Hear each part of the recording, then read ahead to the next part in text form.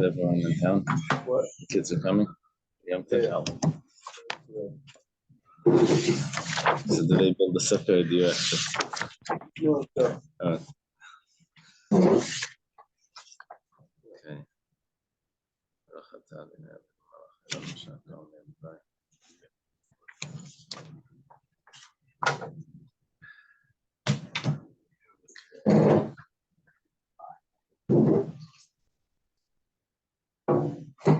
Okay. Today we're going to start on Memhei, right?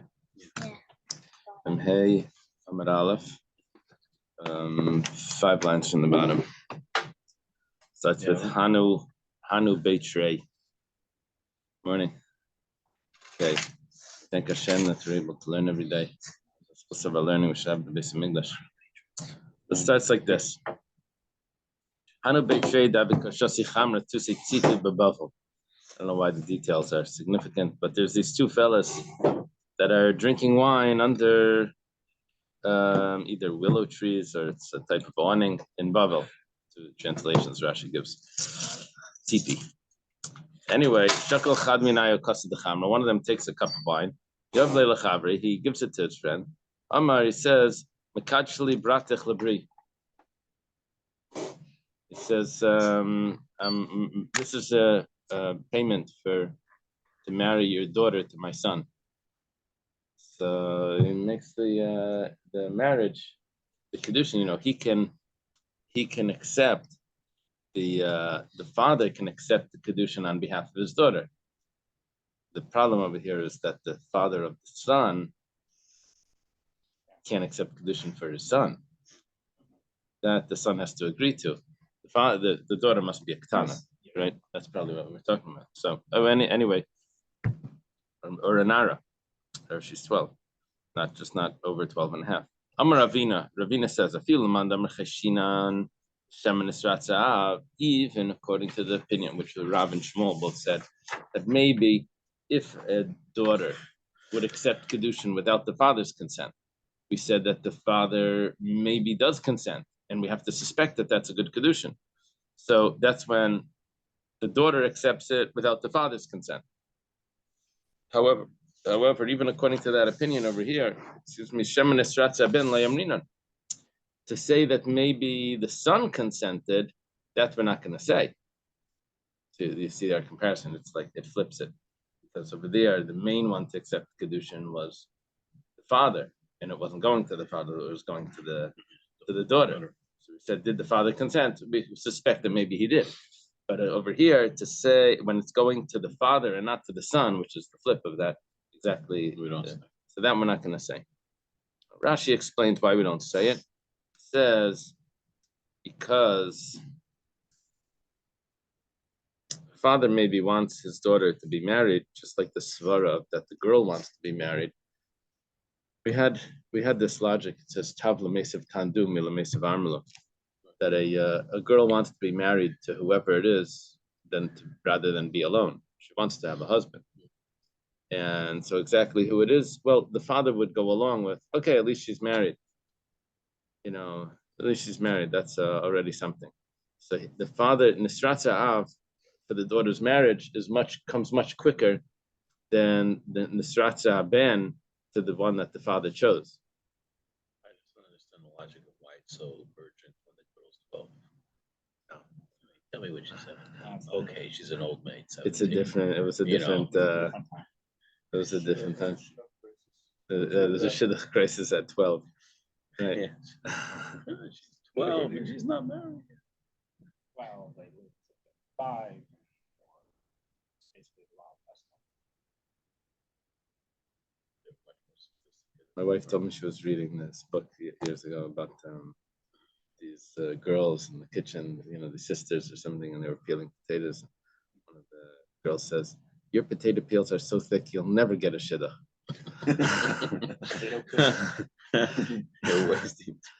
So they had different criteria back then about anyway.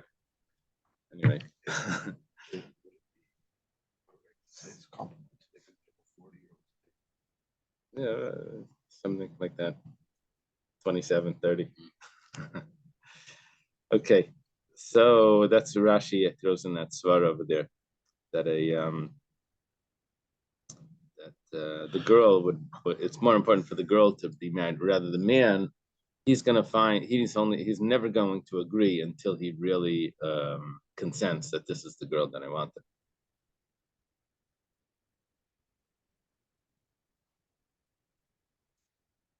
Okay. The story with this guy that his business partner had a daughter. So, and he had a son. Anyway, tells the son, you have to go out with her. My partner's asking him. He says, I know who she is. I'm not going out with her. He says, no, but it's a whole business thing. It's my partner. You have to go out. Say no, but you have to go out. So he nudges him. He says, okay, fine. Anyway, they go out. He knew already that it's over. He says, look, I have to go out anyway. I'll go to a nice bar. I'll get a few good drinks. And at least I'll enjoy myself like that way. He comes home 2 a.m. So at 9 o'clock in the morning, his father's banging on his door. He says, get up, the Shadchan call. She wants to go out again. So he says, tell him no, I'm not going out. So he said, but you were out until 2 a.m. He says, yeah, but it wasn't with her. It was with the drink. So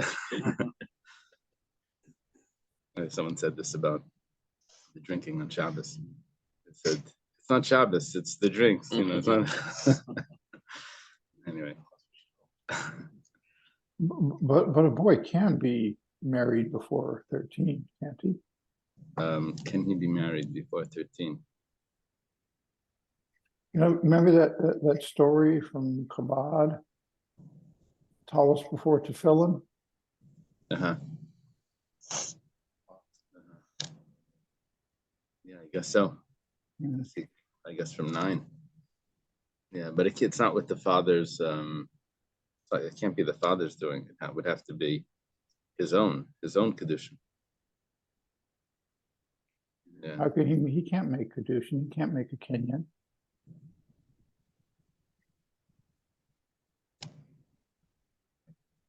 I don't know.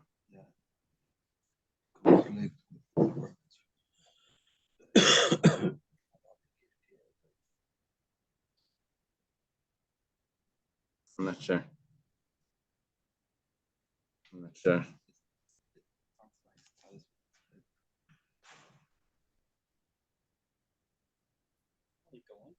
Over here, it doesn't look like the child. It doesn't look like he's under.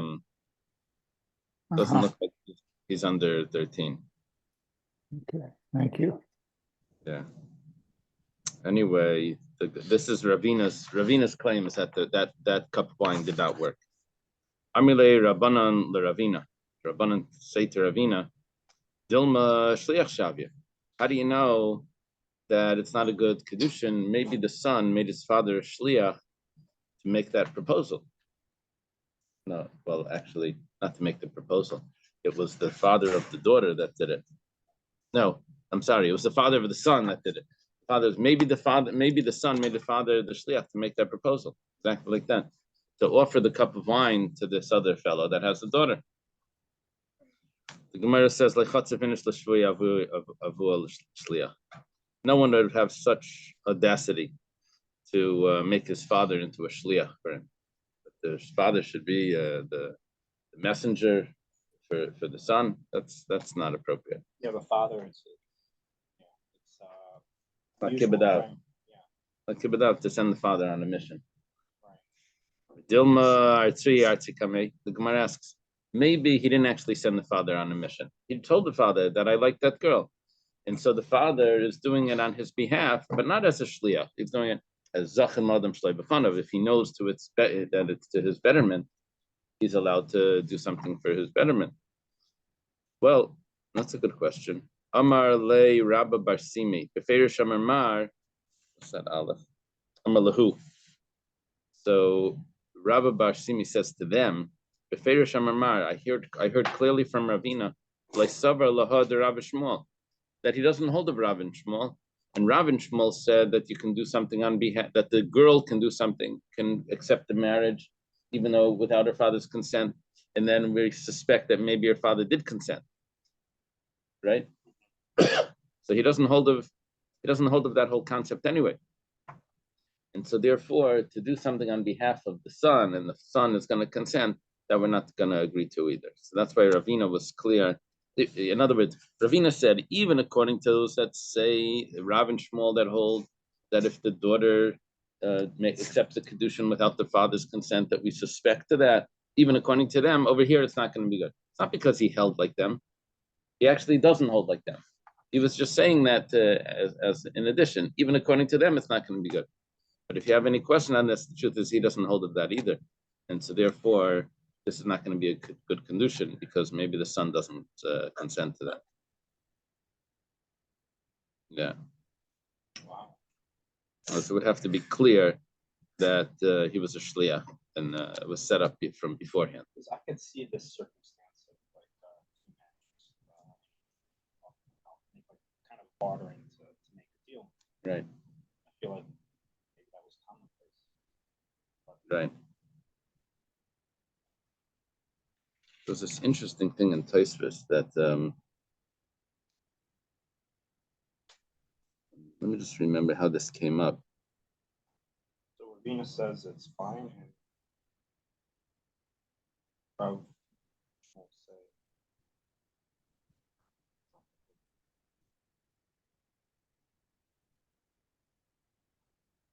No, it's not yet. We'll look at it later.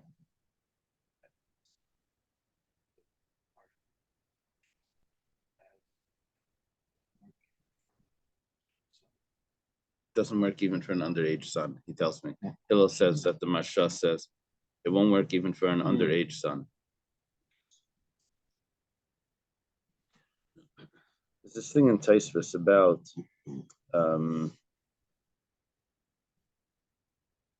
if a girl, if her father went to another country and they want to marry off the girl, do you have to suspect that maybe the father accepted Kiddushin to someone else? Yeah, there's true. So there's two opinions here. There's in Tosfos. There's this opinion of Reb Menachem Miyuni. He says that there was a story. Someone went to another country, left his daughter at home, and the daughter got married to someone. And Reb Menachem Miyuni says, no, you can't. That we have to suspect that maybe the father that traveled somewhere accepted Kiddushin. And she's already married because the father accepted a Kiddushin. Rabbeinu Tam sent to him, he says, if that's the case, then if the father dies in Medina Sayyam, she's going to be an aguna. Maybe the father accepted a Kiddushin and maybe she's married already, she'll never be able to get married.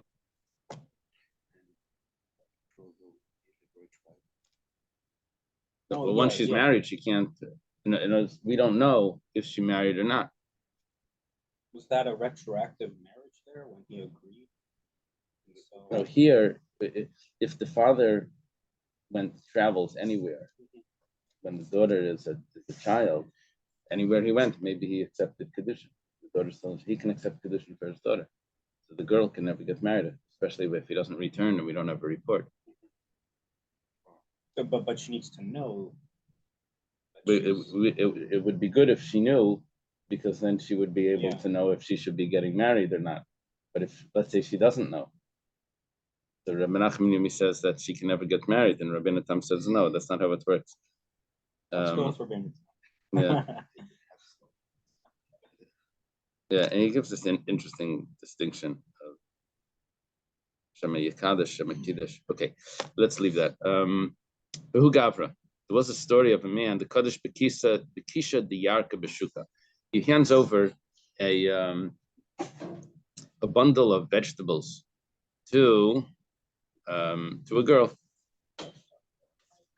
and this is without her father's consent, I guess. And Amar Ravina says,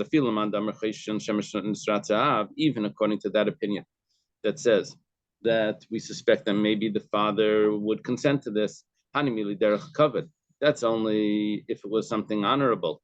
But if it was something that was not honorable, then we don't suspect that maybe the father would have agreed to such a marriage, because this is degrading to marry her with a few tomatoes of some sort.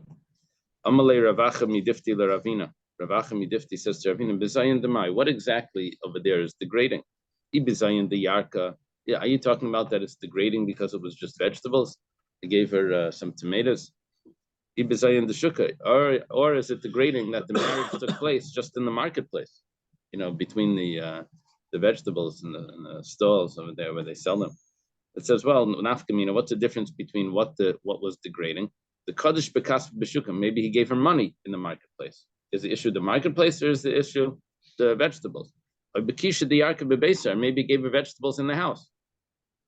Then that would tell me the issue was the vegetables, not the marketplace.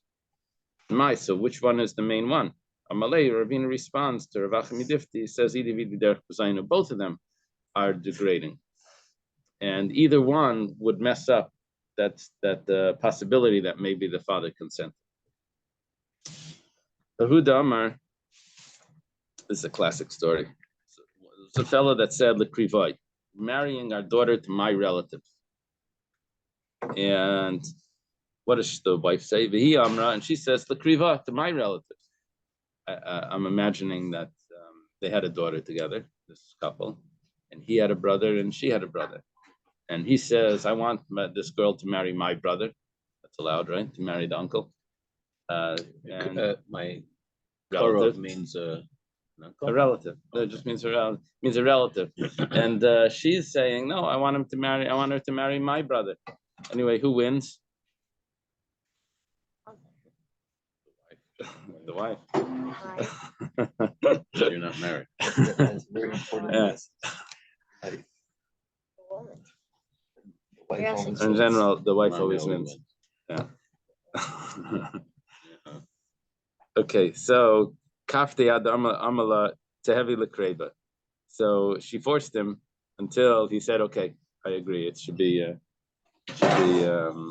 it'll be your relatives." Okay. Adachli v'shasi. Well, I guess they're making a party already, and just making this betrothal party, like an engagement party.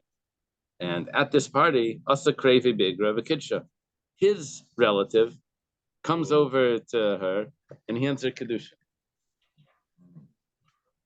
Snatched her away from the intended chassan. But it doesn't have to be with the father's consent. Now, the father had consented originally that this is what he wanted, but he had agreed already to his wife. This is the interesting thing. This is like a real practical. Yeah. This is how the shilas really take place, where things get confusing. So Amar Abaya says, "Ksiv sheris Yisrael yasu avla b'li yadaber chasav." The father, what this means is that the remnant of Israel will not sin and will not speak falsehood. So the father had agreed that it's going to be to his wife's relatives. It can't be that he changed his mind. That would be falsehood, and so therefore he does not consent to what this relative just did on the roof. Igra is the roof. On the roof, I guess he would. Party. He gave her Kiddushin. The father doesn't consent to that. Rava gives a different reason.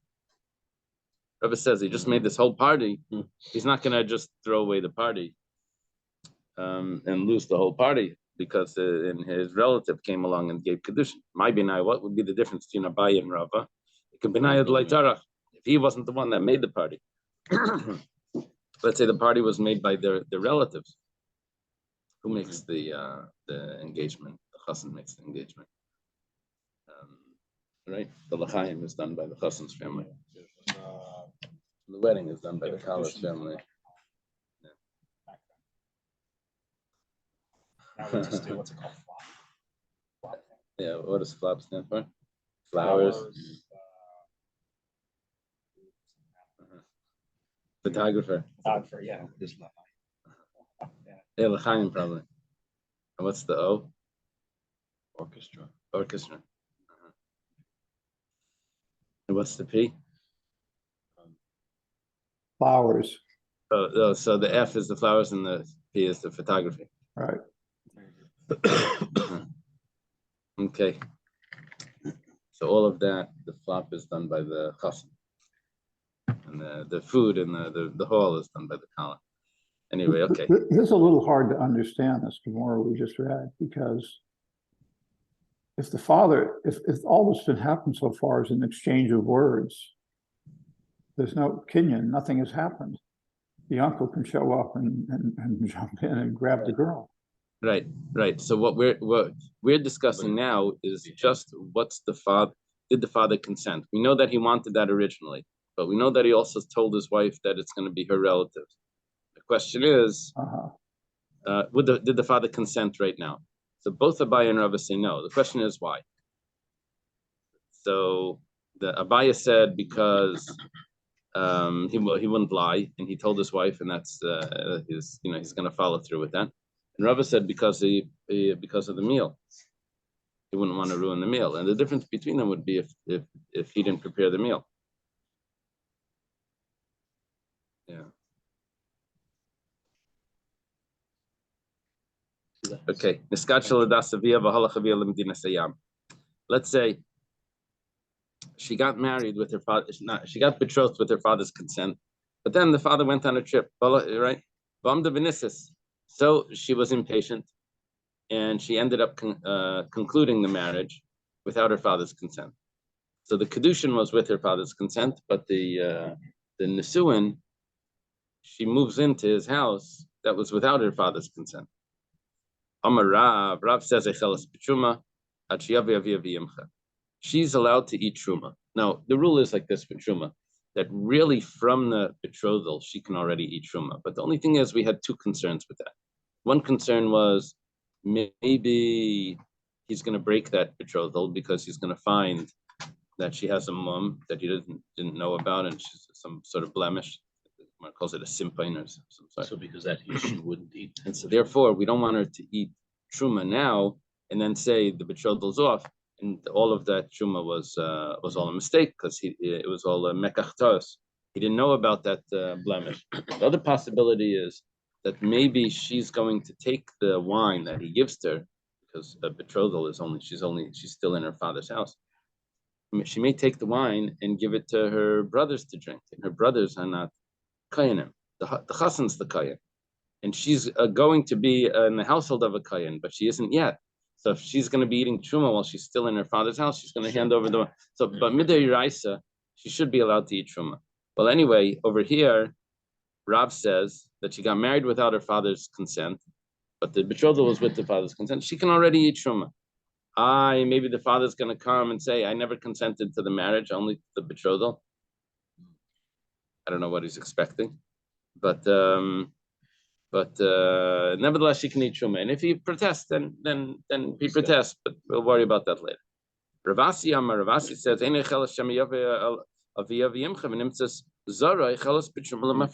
we can't allow this to happen until we know for sure. We can't have her eating truma. Maybe the father's going to come and protest, and then she's not a kayenes, and she ate truma without permission because she wasn't really married to him. There was actually a story like this, where the father agreed to the betrothal, but not to the wedding, and Rav said that she cannot eat truma, even though Rav's opinion was that she could, but Rav was concerned about Rav Asi's statement. Amar Rav Shmuel bar Rav Yitzchak. That's an interesting taisvus over here. Taisvus Havi Uvda Rav Naftali. Havi Uvda v'chashla Rav l'hadar Ravasi. See that taisvus starts about him. He says the halacha is like Rav. I'm sorry. He says the halacha is like Ravasi. That's how taisvus starts. And Rabbeinu Tam says the halacha is like Rav. No, he explains because Ravasi was his student. And Taisva says, whenever you have a machlekes, a teacher and student, the halacha is like the Rav. But the only thing is, he adds in, that's only until Abaye and Rava. After Abaye and Rava, we say halacha kibasrai. Like the more recent. The later one. So which Tosfos is that, beginning with Hava? Hava Uvda, yeah. There's a contradiction in Psak. One Psak is that whenever there's a machlekes teacher and student, we pass like the teacher. We have another rule that whenever there's a machlekes later opinion, and versus earlier opinions, we pass on like later opinions. 1 second. If you have a teacher-student, the student is usually later than the teacher, right? So the student should be the basrai. So that's a contradiction. Taisus answers that there was a time, a line of when it switched. It used to be always the halachas like the teacher, until Abai and Rava, where the halachas like the later one. So Rav and Ravasi were before. That's how the Rishonim resolved that contradiction. Anyway, okay, so Rishon Bar Yitzchak says, Rav would agree, even though Rav held that she could eat truma, but that's only regarding truma because Midei Raisa she's supposed to be eating truma anyway. It's only because we had rabbinic concerns that she doesn't eat truma. When it comes to inheritance, he can't inherit her because when it comes to the inheritance, he would only inherit her after the marriage takes place, and because we don't know if the father consented, so ukim amayna becheskas mari, then we have to leave the money in the possession of its original owner, which that is her family, not the husband's family. Like if she would pass away, where would all her money go? It would go back to her house, not to her husband's house, because if there would be a child, then the children inherit the mother, right? Then it would go to the child, but not to the husband. Right? Yeah, very good.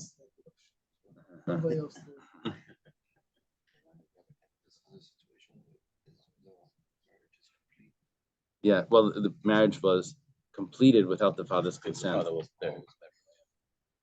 New case, Niskat Shaladas, Minister Shleladas. The betrothal was done with the father's consent. The marriage was done without the father's consent, but the difference is, however, via Khan, but the father's here. So now the father doesn't show up to the wedding. What does that mean? Rav Huna Amar Einai Chelas. Rav Huna says that she can't eat truma. Huh? Not a good sign, right? Rav Yirmiyah Bar Abba Amar Chelas. Rav Yirmiyah Bar Abba says no, she could eat truma. Rav Huna Amar Einai Chelas. Rav Huna says that she can't eat truma. Afilo Rav Damar Chelas. Hasamud Layisilav. Even Rav that said in the other case where she can eat truma, that's because the father was not in town. But here the father's in town. The fact that he's quiet is because he's infuriated, and he's not even showing up.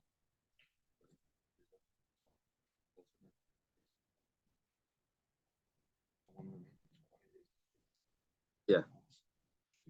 There's a concept of stika kaida, but over here we're saying that he's angry, and if he's angry, so then he's not agreeing to this. Rav Yirmiyah Bar Abba Amar Chelas. Rav Yirmiyah Bar Abba says it's exactly the opposite. She eats truma. Why? Afilu Rav Asi Damar Einai Chelas. Even according to Rav Asi, that said in the other case, where the father was out of town, that she can't eat. Over there, we have no clue. Maybe the father's going to show up and protest. So Rav Asi said, don't eat. However, Rav Hacha the Ishtik, the fact that he's midashasik, the fact that he's quiet, it's because he consented. If he was angry, you would hear something. Yeah. If he's then that means he consented. Yeah. Niskacha shleila das avia, v'nisser shleila das vavia kan. She gets betrothed without the father's consent, and she gets married without the father's consent, but the father's here. This is so there's some dysfunction going on. Okay, so Rav Huna says she can eat truma. Rabbi Yirmiyah Bar Abba Amar Einai Chelas. Rabbi Yirmiyah Bar Abba says she cannot eat truma.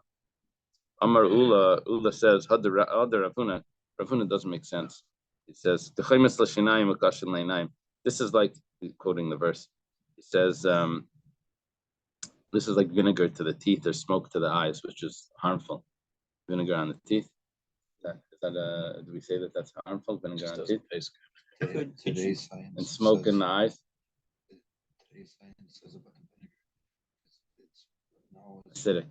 It breaks down the enamel because now it's a trend of people drinking apple cider vinegar, and then people want to drink it with a straw.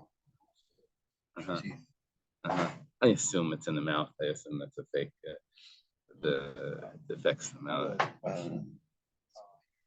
So can you have a shliach make Kiddushin for two people when they're married? Yeah, you get two shluchim. He makes the shliach, and she makes the shliach. During COVID, yeah. So a lot could happen. Like, as the Shluchim they weren't scared of getting cut. It was only Right. But a lot could happen. Shliach mitzvah and Pass away, or message can't be Right. like the- Right. There's a lot of things that could get messed up. It's true. Now the problem with Rav Huna over here is that Rav Huna originally said, when it was Niskadsha, what was the case? Niskadsha ladas, v'nistra shlei ladas. The father consented to the betrothal, but he didn't consent to the wedding. Rav Huna said she can't eat. Now we have both Niskadsha and the wedding, the betrothal and the wedding. The father doesn't consent. The father's not here, and he says that she can eat. So Rav Huna, so Ula says Rav Huna, it's like vinegar to the teeth and smoke to the eyes, which means that it's not an acceptable statement. Hashta Mahasam, when it came to the other case, the Kiddushin Daf, where the Kiddushin was 100% good because the father consented to the betrothal. Amrit Leachla, over there, Rav Huna says that she can eat. Acha, over here by the Kiddushin, Kiddushin was also not with the father's consent. Like Kolshken, for sure she shouldn't be allowed to eat.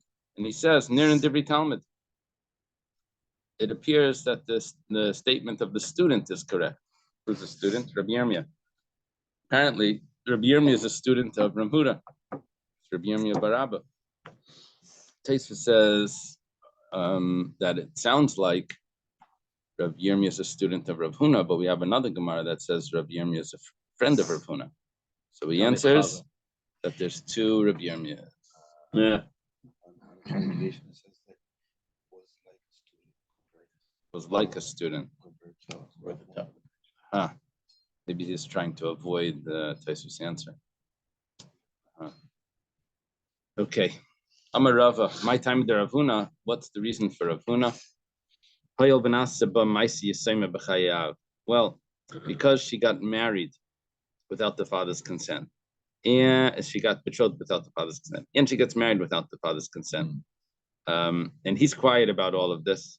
Maybe he gave up his involvement, and so therefore, whatever she does is going to be acceptable.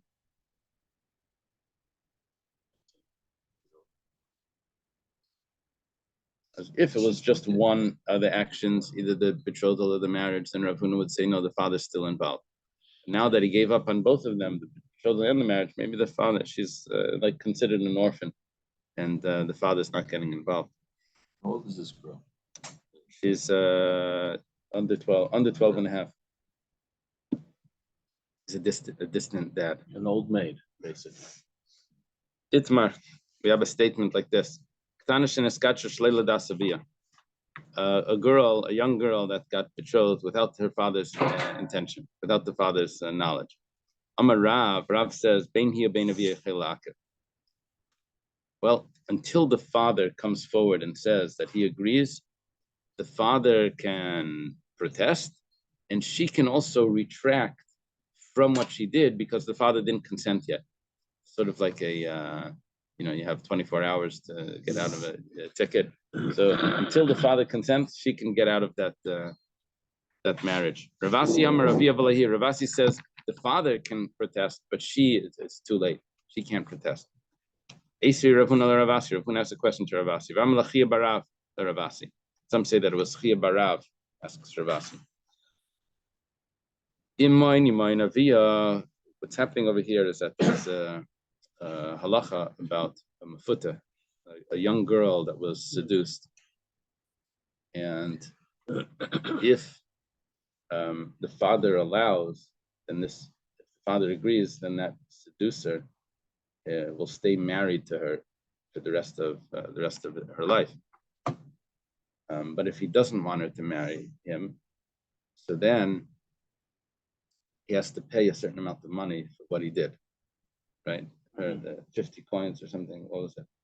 Anyway, the pasuk says in mine avia, if the father refuses to give her in marriage, so then he is going to have to pay that fine. Ainli ala avia. I would only know that the father can refuse that. Now the Gemara is assuming over here that he seduced her, not just to have relations with him, but he seduced her to actually marry him. So that it was actually a betrothal. So ainli ala avia, I only know that the father can refuse this because the father never consented.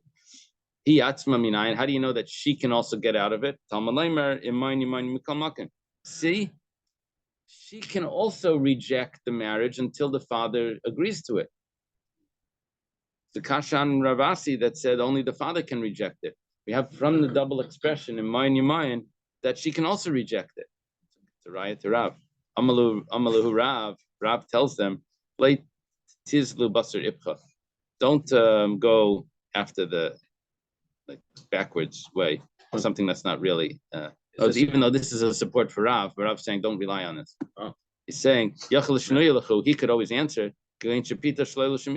How do you know that what the pasuk's talking about when he seduced her? That was for marriage. Maybe it was just for the relations, and then you have to agree to get married for the betrothal. There was no betrothal yet. Okay, Peter Shleila Shamisha. The Gemara says Peter Shleila Shamisha's Krabai. I need an extra pasuk, an extra word in the pasuk to teach me that when there was no betrothal yet, that she can agree or not agree if she wants to marry him. I shouldn't need a pasuk for that. It must be that there was a betrothal, and we're saying that she can get out of it. Otherwise, I wouldn't need an extra word in the pasuk. It says it's not a real proof because it could be that we're learning something else here. We're learning that when she rejects, he now owes money. Could have thought that only when the father rejects the marriage, he owes the money. But when the girl rejects the marriage, not necessarily is he going to owe the money. So there is another halacha here. It's not just like her saying, I do want to marry, I don't want to marry. Is there an obligation to pay? Okay. Amalei Rab Yosef, she wasn't raped. She was consented. And now she's asking for the money. So it could be that would only be the father's right to do that. Amalei Rab Yosef says, Ihachi, Rashi says that when Rab Yosef says Ihachi, he means that he's bringing a proof. Usually Ihachi means, if so, now you're stuck with the problem. But here he's saying Ihachi, he's saying that if so, then it works out well. Hainu de Tanina, this is what we taught in a Brisa. Maya Yamarena Lai Isha. He has to give her the money for as a wife. Kiddushin, that he has to give her a Kiddushin money. If we were talking about that he seduced her and that relations was already a betrothal, so then why does he have to give her Kiddushin money? It's already betrothed. So Amalei. So who's this? Amalei Abaya. Do you have a pencil there? I messed up. Don't worry. No, don't worry. I have. I messed up on my Amalei Abaya. Abaya says no, because Tzricha Kiddushin. Thank you. Tzricha Kiddushin Ladas Avia. She needs a new Kiddushin because her father never consented. So we need a Kiddushin with the father's consent. Okay.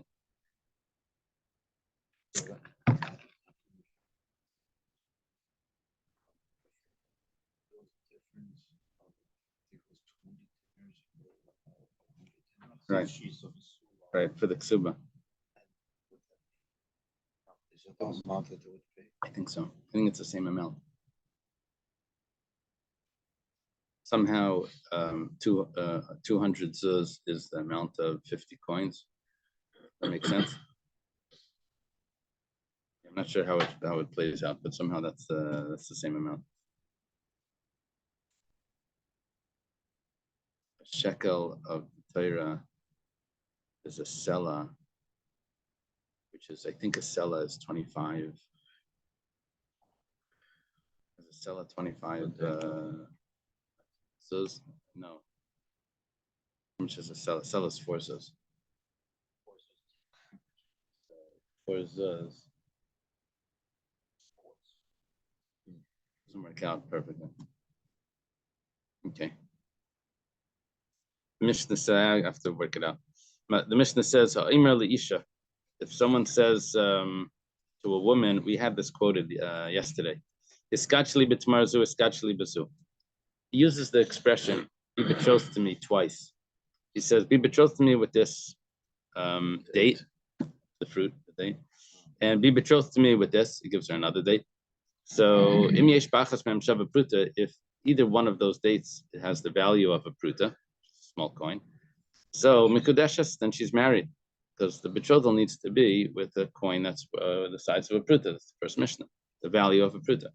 Now, what we're saying over here is that they don't combine because he used two expressions of Kiddushin. And if not, Eina Mikudesh, she's not betrothed. Bezu, bezu, bezu. Let's say he says, be betrothed to me with this, this, and this. So he didn't repeat, be betrothed to me.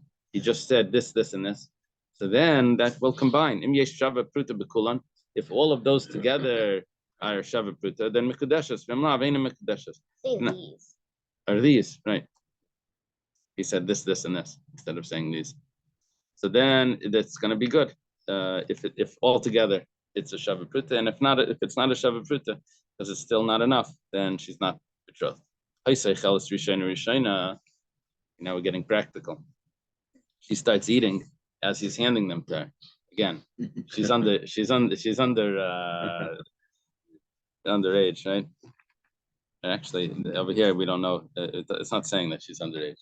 She's a regular woman. Hungry. It's a regular woman. She's just hungry, right?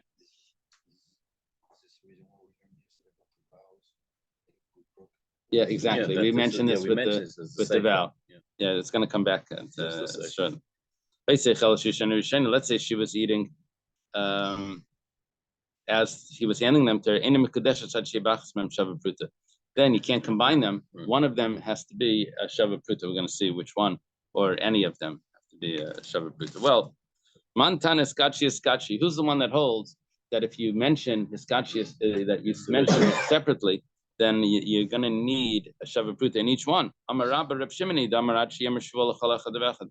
opinion of Reb Shimon that we mentioned before, that he said when it comes to an oath, that if you combine everyone together, all the oaths in one, then it's only considered one violation and one sacrifice if he's lying about the oath. He says, I don't owe you, you, and you. He swears to that. So then he only has to bring one carbon, even though he lied to several people, but he combined it all together. But if he would have said it separately, then he would have to bring a carbon for each one of those false oaths. That's the opinion of Reb Shimon. Chulu. This is a difficult Gemara because of that chulu. Yeah, if you learn this without reading the chulu is etc. And what the Gemara is discussing is actually not what it quoted.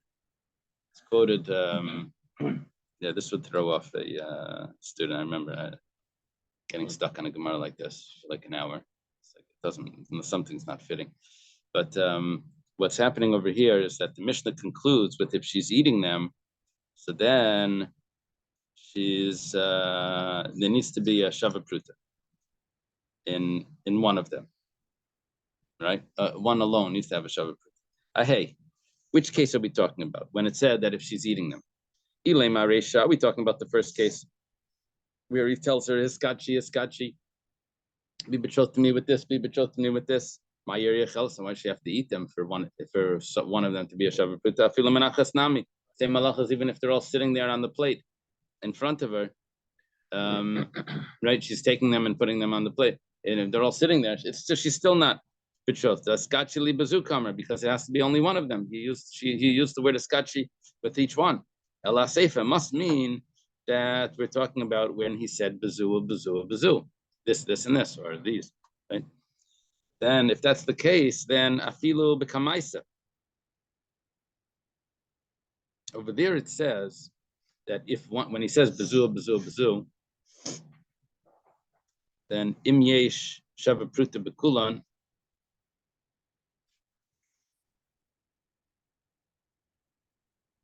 No, by us it says im yesh shava pruta bekul im yesh. What does it say? Achi ba'achas mem shava pruta. One of them needs to be a shava pruta. Now, 1 second. If she ate it already, b'milvahi, we're thinking now that when he gives her something and she eats it, and and the Kiddushin isn't completed yet because he's still giving her more. So we would say that that's considered a loan, which if the Kiddushin is not completed, she would have to give it back. And now, when the Kiddushin is completed, he says you keep it all. So that's considered Mekadosh B'milva, and the rule is that you can't betroth someone by forgiving a loan. Amar Rabbi Yochanan says, we have the table, we have the meat, we have the knife, but we still can't eat. Meaning, we have a Mishnah, but we still don't know what it's talking about. With the One way to we say see. By the maid servant, he forgives the future payment, not the loan. Not the loan. The guy that bought it, either he gives the father all the money at the beginning, right? He pays for a maidservant, so that's considered Kiddushin money. Or she's supposed to continue doing work for him, and he says you don't have to continue doing the work, which that itself has a value. That work that he's not accepting, or you're saying that work, according to that opinion, would be a loan. We have to look that up. Okay, Rabbi Shmuel, very good. Rabbi Shmuel, Damri Tavaya, Loila Maresha. Rabbi Shmuel say we're talking about the first case. And the problem is that even if it's left on the table, it's not a problem. It says Loimi Boy Kamar. Loimi Boy Menachas Dikashava Pruta in Eloi, not only if it's on the table. That if there's a Shava Pruta in one of them, then she's married, and if not, but when she's eating them, maybe over here, because she's eating it, she's agreeing to the marriage even less than a Shava Pruta. You see, she ate it. It's much better to have value to eat it than to have right. What is it? A cake, right? A bird in the hand or something. Anyway, she took the bait. So Kamash Malan that it doesn't work until it's a Shava Pruta. Rabami says different than Rabbi Shmuel. He says Laila Maseifa. We were talking about the Seifa. The Seifa was when he said this, and this. What does he mean that one of them is the Shava Pruta? If she ate it already, then it would be considered a loan. It says until the last one has a Shava Pruta. At the end, it needs to have a Shava Pruta. Amar Rava says based on this, Shmamina bin Rabami, did I say Rabasi? We learned from Rabami class 3 things. Shmamina Mekadesh b'milvein Mekadeshes. We learned that a loan, betrothing with the loan is not acceptable by forgiving her the loan. Shmamina Mekadesh b'milva Pruta daita Pruta. Also, we learn that if he marries her with a loan by forgiving a loan plus a Pruta, the marriage takes place with the Pruta, and the fact that there was a loan there doesn't mess it up. So we still need that Pruta. We also see that the money would have returned to if the marriage wouldn't have gone through, the money would have been returned, and it's considered a loan until the marriage takes place. And the next Gemara is going to continue that. Someone marries his sister, which obviously doesn't work. Does the money go back, or does she keep the money? He was saying that the money goes back. Okay, be continued. Okay. Where page you want to learn tonight? Oh, today's Getting Thursday. close to secrecy. I don't know something. Number still coming. Let's leave it for tonight if it's hectic. We'll Are we going to learn over Sukkot? we'll learn on Sukkot. In other words, skip tonight. Skip tonight. Okay. For half a day. I know. Okay. Yeah, half page now, page on Shabbos. Before you know.